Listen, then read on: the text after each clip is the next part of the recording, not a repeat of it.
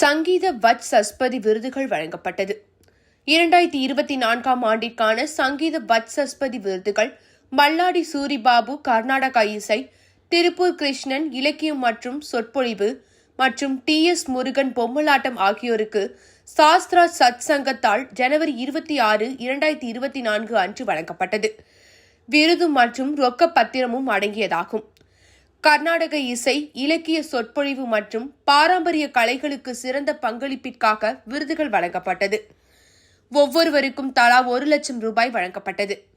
இசைக்கலைஞர்கள், ரசிகர்கள் மற்றும் சாஸ்திரா சத் சங்கத்தின் புலவர்களால் கலந்து கொண்டார்கள். இந்த விருது GRT ஓட்டலில் சென்னை தன்யாவத் மதிய உணவின் போது வழங்கப்பட்டது. இது சாஸ்திரா சத் சங்கத்தின் ஆண்டுதோறும் அதன் கலைஞர்கள் மற்றும் ரசிகர்களுக்கு நன்றி தெரிவிக்கும் நிகழ்வாகும்.